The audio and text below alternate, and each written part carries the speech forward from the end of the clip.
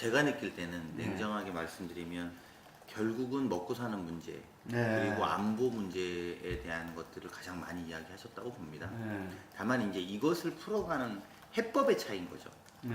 그러니까 이제 이 안보 문제와 그러니까 민생 문제 그리고 안보 문제를 어떻게 해결하느냐 이 문제인데요. 네. 지금 대한민국은 작년에 촛불로 인해서 어쨌든 한번 쓰러진 나라 대통령이 네. 탄핵된 쓰러진 나라인데 그렇게 해서 저희가 정권 교체가 된 것 아니겠습니까? 네. 그럼 이게 사람 몸으로 따지면 이게 거의 암이 이렇게 모든 몸에 드러나서 쓰러진 건데 저희 입장에서 들여다 보니까 여기저기 암들이 도출되고 있는 거거든요. 그래서 이 대한민국 코를 살리는 방법, 즉 경제와 민생과 안보 문제를 살리는 방법에 대한 대책이라는 것이 저희는 기본적으로 몸에 있는 암들, 종양들을 제거해야지만 건강해질 수 있다. 물론 이걸 떼어내는 과정은 힘듭니다. 당연히 아프고. 그리고 이게 좀 저희도 어디까지 다 여기까지가 다 암이다라고 드러나는 게 딱 미리 알려졌으면 국민들도 참 편할 것 같아요. 예를 들면 간에만 암이 있다. 그럼 간만 딱 수술하면 되는 문제다. 이렇게만 하면 참 좋은데 계속 암들이 꾸준없이 여기도 종양이 있었고 여기도 생겼고 이렇게 다들 또 다른 종양이 있을 가능성이 있고 이렇게 드러나니까 대한민국을 좀 건강하게 민생과 안보를 좀 건강하게 하기 위해서 그런 결정을 받기 위해서는 이 적폐청산이란 과정이 지금으로서는 좀 불가피한 것 아니냐 이런 문제고요. 야당에서 말하는 정치보복이라는 것은 저는 그래서 적폐청산 문제를 어떤 면에서 보면 우리 당이 이렇게 앞장서서 안 해도 된다고 봅니다. 그러니까 무슨 말이냐면 이것은 결과적으로 검찰의 문제라든지 사정기관이 정리해야 될 문제라고 보고요. 또 거기에 피해받은 분들 또 법적인 문제는 법적으로 처리를 하면 될 문제라고 봅니다. 다만 이제 국회 차원에서 보면 과거의 행정부로부터 저희들이 이렇게 감시하고 의회 기관으로서 행정부를 감시하면서 드러나는 것들을 확인하면 그건 이제 사정기관이라든지 검찰 이런 쪽으로 넘겨서 정리하면 될 문제라고 생각하고 있습니다. 네. 이제 말씀드린 거랑 같은데요. 일단 암은 빨리 제거가 돼야 이 사람들 건강 상태를 제대로 진단할 수 있습니다. 저희로도 곤욕스러운 건 그런 겁니다. 계속 나오는 거죠. 계속.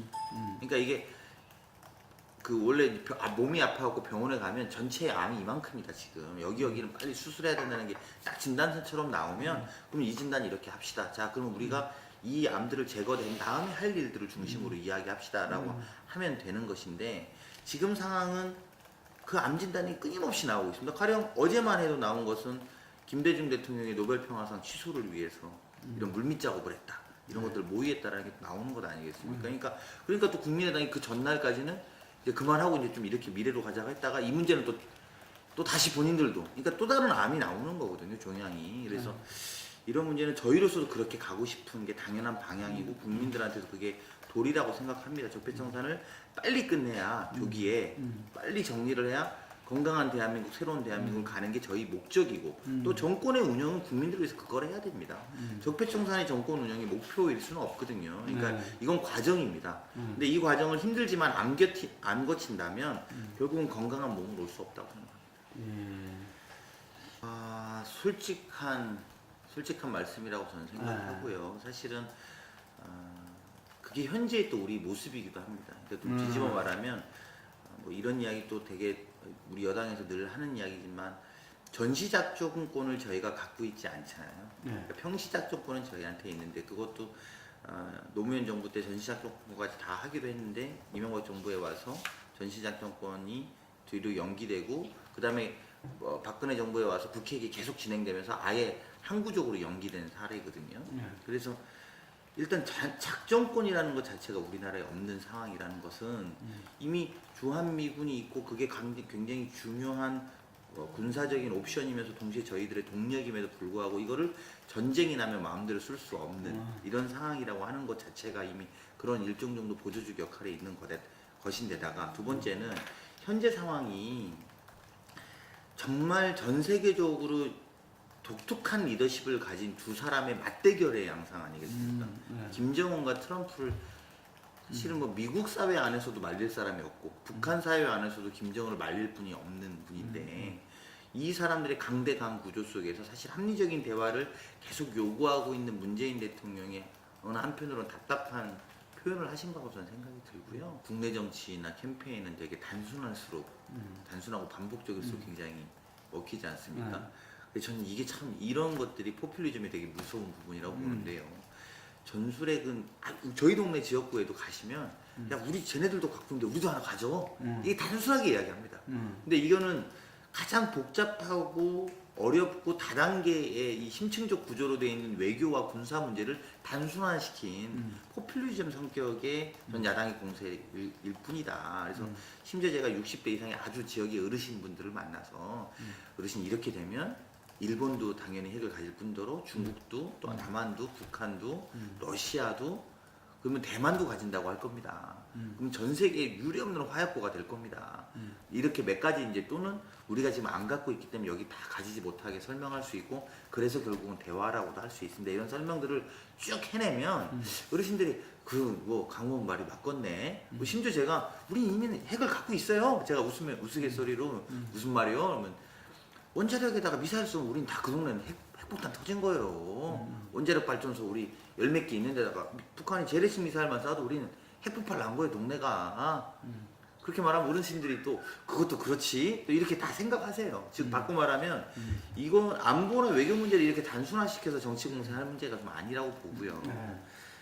조금 더 진지한 접근을 하면 사실은 한국당의 의원님들도 이 전술핵이라는 것이 될 거다 또는 돼야 된다 이렇게 생각하는 분이 많다고 저는 생각 안 합니다.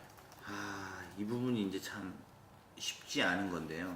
북한은 지난 오랜 시간 동안 고립돼서 정말 소위 핵 경제 병진 노선이라고 하는 단순한 노선을 갖고 끝까지 완성시켜 오는 목적을 갖고 있습니다. 그러니까 그게 문재인 정부가 아니고 이게 또 다른 정부였다 할지라도 이것은 북한의 입장에서 그냥 완성시키겠다는 계획대로 진행 중이고 제가 이전에 그 8월인가요? 7월인가 청와대 안보실장으로부터 원내대표단들이 간단한 향후에 그 보고를 받았을 자리에서도 당시에 핵 실험이 추석 전에 있을 거다.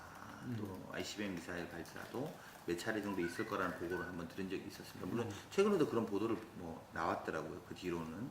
근데 그때의 그 프로세스의 굉장히 중요한 것 중에 하나가 실제로 핵미사일을 완성시키겠다는 프로세스로 보면 앞으로도 한 몇 차례 정도의 실험이나 또는 미사일 발사가 더 있을 거라는 겁니다. 즉 바꿔 말하면 북한은 이걸 완성시키겠다는 프로세스를 그냥 진행하고 있는 것이고요. 근데 이런 과정에 미국은 또 미국대로 전략을 하나 갖고 있는 거죠. 근데 이게 좀 다른 이야기입니다만 이런 입장에서 이제 참 이 층위를 어디까지 이야기할지 모르지만 북한의 핵을 없애는 방법은 단순하게 세 가지밖에 없습니다. 이게 되게 복잡하게 말해도 세 가지입니다. 첫 번째는 북한 스스로가 핵을 없애는 겁니다. 그냥 우리가 핵을 없앨게 이렇게 하는 방법이 있고요. 두 번째는 대화와 노력을 통해서 핵을 없애는 방법이 있는 거고요. 세 번째는 핵을 강제적으로 없애게 하는 방법입니다. 근데 지금 북한 스스로가 없앨 가능성은 전무하거든요. 그럼 나머지는 두 가지입니다. 결과적으로 강제적으로 없앨 것이냐. 트럼프는 이걸 협박하고 있는 것이죠. 그리고 우리나라 대통령을 중심으로는 대화를 통해서 하자라고 이야기를 하는 거죠. 지금 방법 남은 게 두 가지인 거거든요. 근데 야당에서 이야기하는 것처럼 대화를 구걸하고 있다. 그럼 구걸하지 않으면 남는 방법은 강제적으로 없애는 방법밖에 안 남는 겁니다. 그건 트럼프는 그런 협박을 할 수 있지만 우리 한반도에서 일어나는 핵전쟁에 대해서 대한민국 대통령이 그걸 한다는 것도 심각한 문제라고 저는 생각하거든요. 그러니까 그런 문제에 있어서 야당도 저는 정말 그 선배님 더 잘 아시겠습니다만 외교와 안보 문제에서 초당적 협력이라는 게 이제는 과거에 흘러간 낭만처럼 돼버릴 것 같아서 걱정됩니다.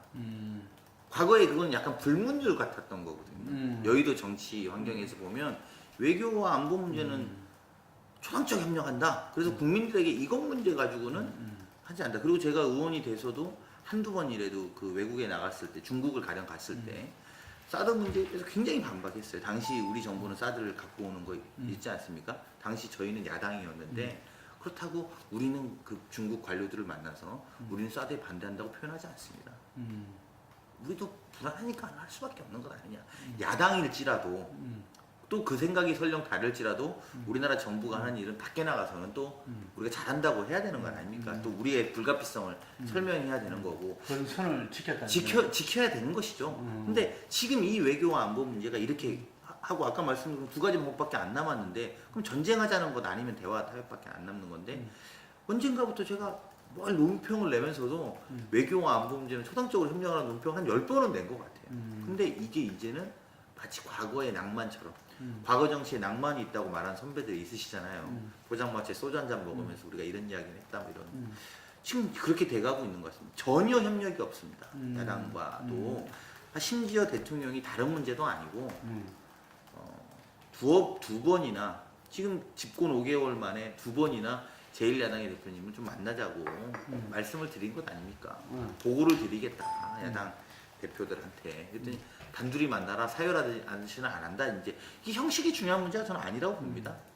그리고 실제로도 저희로서는 그 문제가 그렇게 중요한 문제라고 해서 인식을 잘 안 하는 거죠. 근데 오히려 제1야당 대표 홍준표 대표께서 그래 내가 사열하다는 일지라도 말이야 안보 문제 내가 가서 한번 들어야겠다.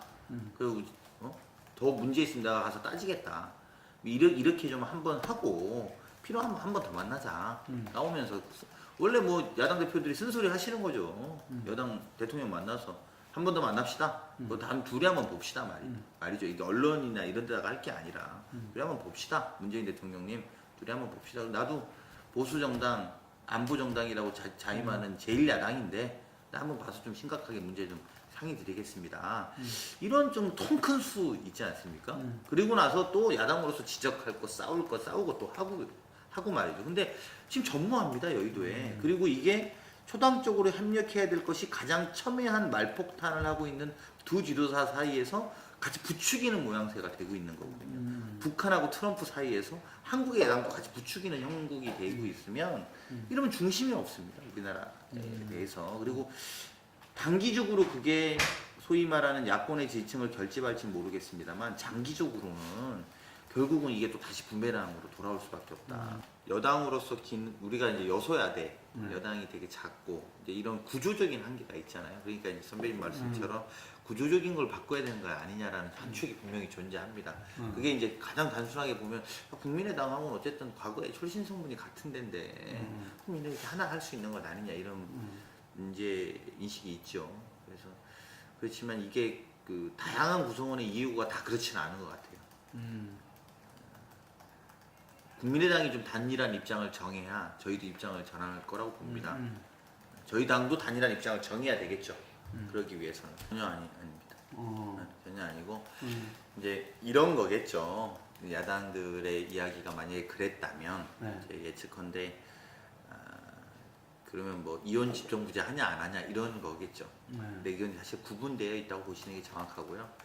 대통령이 개헌한다는 건 사실인데 그 개헌의 방향은 지방분권을 강화하고 기본권을 강화하는 방식으로 되겠다는 겁니다. 그거는 입법부의 행정부의 수장으로서 당연히 그렇게 생각하는 거고 권력구조 개편에 대해서는 그런 입장을 가지지 않겠다는 게 행정부 청와대 생각인 걸로 알고 있습니다. 저는. 그럼 권력구조 개편은 어떻게 할 거냐? 그건 국회가 하는 겁니다.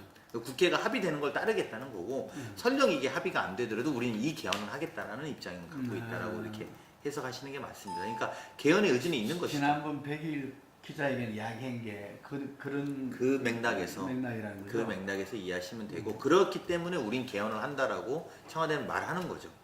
근데 저것까지 우리가 책임질 문제는 아닌 거라는 거예요. 그럼 민주당이 중요하겠네. 그렇지 이제 이거는 민주당과 소위 정치권의 몫인 거죠. 권력구조 개편이라는 것이 9년 동안 이 많은 한국 사회의 보수 정당과 함께 굉장히 많이 성장한 세력들이 많더라고요.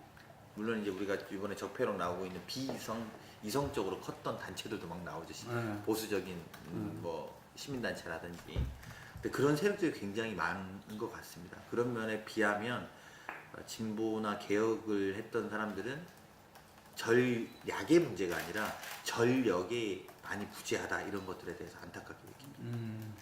그냥 반대로 9년 동안 되게 많이 탄압받고 힘들어서 되게 주눅들어 있던 사람들이 지금 한번 뭐를 해보려고 했더니 이제 촛불 민심을 정권을 했더니 전력이 많이 부족하다는 걸 느낍니다. 그래서 우리 당이 국민의 여론에 어떤 면에서 보면 기대어 있는 것처럼 보일 수 있다고 생각합니다. 여론은 저희를 지지하고 있는데 저희들의 전력은 아직 그만큼 준비되어 있지 않습니다. 아까 말씀드린 것처럼 대한민국은 쓰러진 것이고 암은 가득 차 있습니다. 근데 이걸 새로 세우는 데는 우리도 뭔가의 에너지원이 돼야 되고 힘이 돼야 되는데 이 전력 자체가 많이 부족함을 느끼는 게 제가 지난 5개월 동안 느끼는 겁니다. 다만 국민 그 모든 세포가 살아 움직일 수 있다라는 그것만 지금 기대하고 있는 양상이거든요.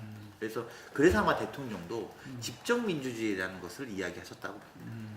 국민들이 집정민주주의라는 것이 그렇게 됐다고 보고 그런 면에서 보면 조금 더 국민들이 이게 좀 지난한 시간이 흐른다고 할지라도 조금 더 믿고 응원해 주셔야 된다. 이 우리가 암을 종양을 떼내고 또 이 힘든 과정들 몸이 힘들 거거든요. 이 힘든 과정을 좀 더 응원해 주셔야지 종양이 있었을 때가 더 팔팔했던 것 같지만 안으로는 다 썩고 있었던 거라고 생각한다면 지금 조금 힘들더라도 조금 응원하는 시간을 가져주시고 특히나 진보 정부니 과거에도 개혁 정부라는 게 그랬습니다. 시간이 지날수록 또 개혁하시자는 분들이 금방 기대를 접거든요. 개혁 근데 그 기대를 금방 접지 마시고 조금 지난하더라도 응원을 좀 해주시면 좋겠다 이런 생각이 들고요. 그러면 전력들도 강화될 거고 그 사이에 체력도 보강될 거고 그럼 보다 더 건강한 대한민국을 국민들과 만들어갈 수 있다 이렇게 생각합니다. 정치를 효율성으로 따지면 참 정치만큼 비효율적이 없는 단인 것 같아요. 그런 면에서 보면 국민들도 국회를 질타하는 목소리를 잘 저는 알고 있습니다만 저는 문제가 국회다라는 말에 공감한다면 더 문제는 국민들의 요구를 듣지 못하는 국회다 이렇게 생각합니다. 그래서 그렇기 때문에 국민들이 아까 지지해주고 있는 이 정부에 대해서 국회가 좀 받아안을 준비를 했으면 좋겠다. 국민의 여론만큼 또 아니면 그 앞에 또 여론이 다르다는 부분에서 토론할 건 세게 토론해서 더 진실을 알려야 되고 이래야 된다고 생각합니다.